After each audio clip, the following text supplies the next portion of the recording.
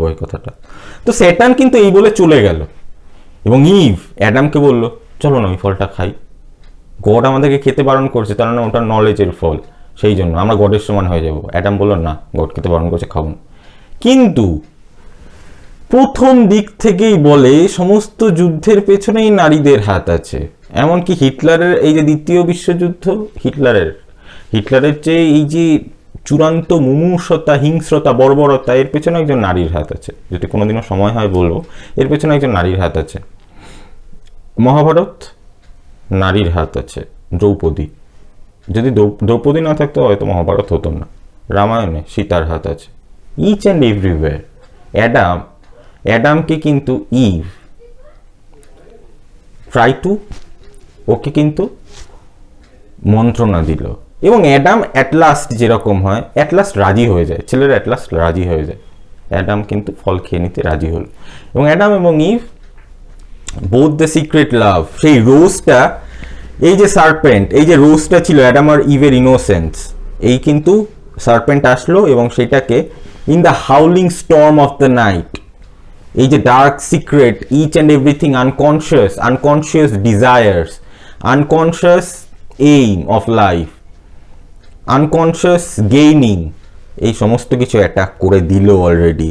এটা কিন্তু ভায়োলেটেড হয়ে গেছে। The innocence of the Adam and Eve violated at that moment, the rose violated করে ওয়ার্মটা কিন্তু সেই সময় চলে গেছে অলরেডি।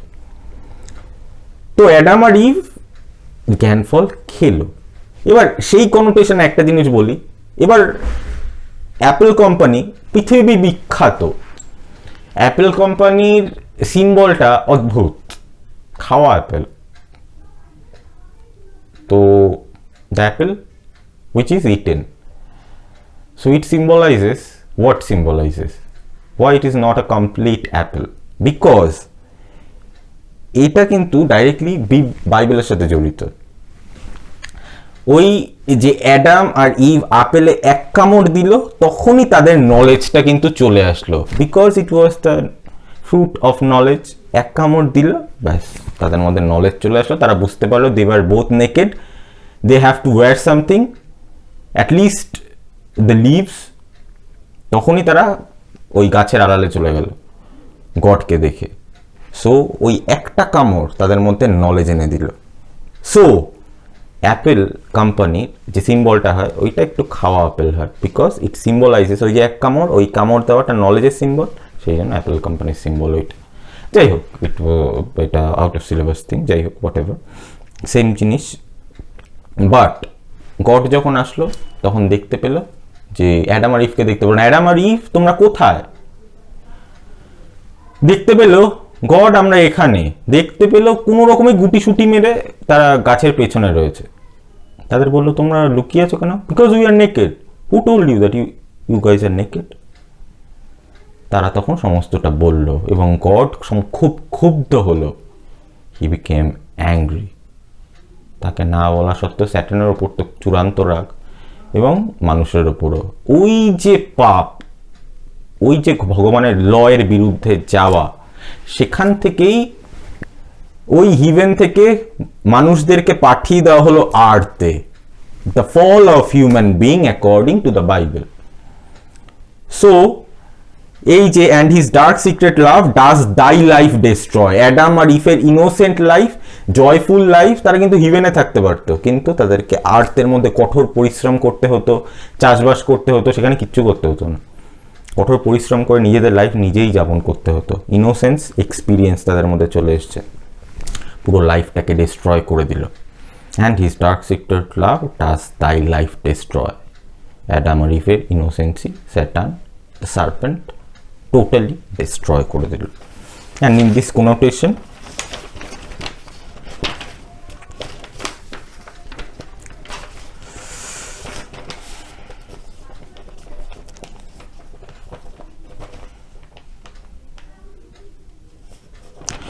একটা পোয়েম পড়ে শোনাই। I saw a chapel all of gold that none did dare to enter in, and many weeping stood without, weeping, mourning, worshipping. I saw a serpent rise between the white pillars of the door, and he forced and forced and forced Down the golden hinges tore, and along the pavement sweet, set with pearls and rubies bright. All his slimy length he drew, till upon the altar white, vomiting his poison out on the on the bread and on the wine. So I turned into a sty, and laid me down among the swine. One way to bring us closer an interpretation of the Sea Crows is to compare it with another poem, one which Blake chose not to publish in Songs of Experience alongside the Sea Crows, but which was left in manuscript form in his excellent study of Blake's poetry. Blake's contrary state the Songs of Innocence and Experience as dramatic poem. D.H. Gilham productively compares the Sea Crows with the manuscript poem. এই যে পোয়েমটা পড়ে শোনালাম, এই পোয়েমটা কিন্তু the songs of এক্সপিরিয়েন্সে include হয়নি, but এটার manuscript ছিল। এই ম্যানুস্ক্রিপ্টেড পোয়েমটাই পুরোপুরি দ্য সি ক্রোজের ব্যাপারটাকে পুরোপুরি ইভলভ করে দেয়, পুরোপুরি রিভিল করে দেয় what does actually means the sick rose. As Gilham notes, this poem's message is easier to analyze than the meaning of the Sea Crows. It is clearly about the religious and social prohibitions placed on sexual experience, and how when sexual desire inevitably leads to the breaking of religious laws concerning intercourse, the whole sanctuary is defiled. The serpent in his manuscript poem is the worm of the Sea Crows. Mention that. The serpent in this manuscript poem is the worm of the Sea Crows entering the defilling its poison. It most probably, the poem, whatever I read, actually it named as, I think, the poisonous tree, the most remarkable one from William Blake. And whatever, আমরা যেটা বলছিলাম সেটা হচ্ছে যে William ব্লেককে বুঝতে গেলে তার পোয়েট্রির সাথে সাথে তার পেন্টিং এবং এনগ্রেভিংগুলো কিছুটা দেখা প্রয়োজন, এবং আজ অবধিও ব্রিটেনে এমন কেউ জন্মগ্রহণ করেন এরকম মাল্টি ট্যালেন্টেড একজন। আর religious boundary, religious law is equal to marriage এবং দ্য ফ্রি লাভ, ধর্মের ক্ষেত্রে এত রকম বাধা বারণ আছে বলেই লোকে হয়তো এত ধর্ম যেটা বলেনি এরকম কাজ করে। তোমাকে যদি একটা বাচ্চাকে যদি বলা হয় ওটা কিন্তু করবে না, তাহলে ওই বাচ্চাটা প্রথমে ওইটাই করবে। It is the normal thing. যদি আমি কাউকে বলে যাই যে বাড়িটা ফাঁকা রেখে গেছি, হ্যাঁ যে কোনো ঘরে ঢুকো, অসুবিধা নেই, কিন্তু উত্তরের দিকের ওই যে ঘরটা আছে না ওটাতে কিন্তু ঢুকো না। The first thing I will do that, I will knock down the door of the north. It is the main thing, it is the intention, it is the normal intention, and it is the normal state of human being. যেটা তাকে না করতে বলা হবে, যেখানেই barrier আছে সেখানেই human being ভাঙবেই সেই জায়গাটা। Law, barrier, limitation, each and everywhere.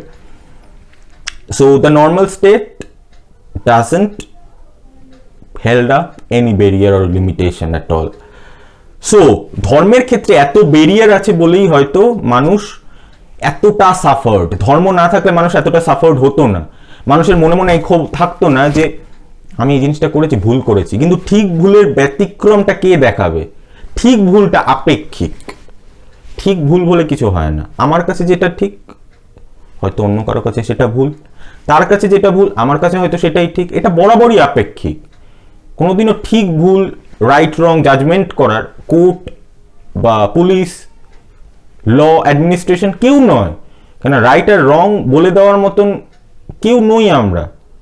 We are no one.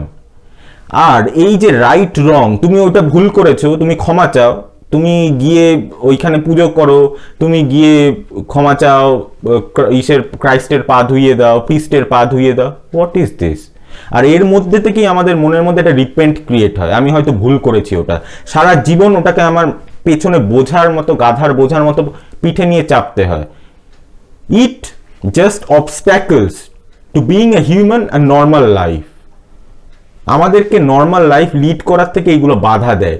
এই যে ধর্ম বলে দেয় ওটা খারাপ করেছো তুমি, তার মানে আমার বরাবর মনের মধ্যে এটা মনে হবে যে আমি ওটা খারাপ করেছি, আমাকে নর্মাল লাইফ লিড করতে বাধা দেবে। আর ইনফ্যাক্ট আমাদেরকে যেটা বাধা দেওয়া হয় আমরা সেটাই করি। তো about the matter of intercourse and about the affair, we are not free to love according to the religion, according to the society. সেই জন্যই হয়তো উইদাউট এনি অ্যাফেয়ার, সো অ্যাফেয়ারের ব্যাপারগুলো আমাদের কাছে হয়তো এতটা চর্চিত। ওই জিনিসটা করেছে, তলে তলে অনেক কিছু রয়েছে, এই জিনিসগুলো আমাদের কাছে এত মনে মধু আছে কেন? They are free to love. You don't have any power, you don't have any right to judge a person. Whatever he can do, he is free of love, he is free to love, and he is free to be loved. We are no one, we are just only love. Whenever আমরা এমন একটা স্টেটে চলে যাব, we will become love, আমরা নিজেরাই ভালোবাসায় পরিণত হব, then the dilemma becomes evaporated. যেখানে রিলিজিয়ন বলে কিছু থাকবে না, যেখানে রিলিজিয়নের বাধা নিষেধ থাকবে না। So I told you, law, religion তোমাকে মনের মধ্যে একটা লিমিটেশন, ব্যারিয়ার ক্রিয়েট করে দেয়। It is your limitation. If you do that, it is right, and if you don't do that, it is wrong. যদি we became only the love, then কোনো লিমিটেশনসই থাকবে না। We are free to be love. একটা মানুষকে দেখে আরেকটা মানুষের মধ্যে যে নর্মাল ভাইবস ক্রিয়েট হবে, we can feel it. আমার তখন এটা মনে হবে না যে আমার ওকে ভালো লাগছে। So according to the religion it is not right না, আমাদের এটা তখন মনে হবে না। According to the law 3 to 6 it is not right, হ্যাঁ, আমাদের এটা মনে হবে না। যেদিন আমরা সেই স্টেটে পৌঁছতে পারবো, there will be no suffering, no worms in the society to violate the rules, the innocence. That's all.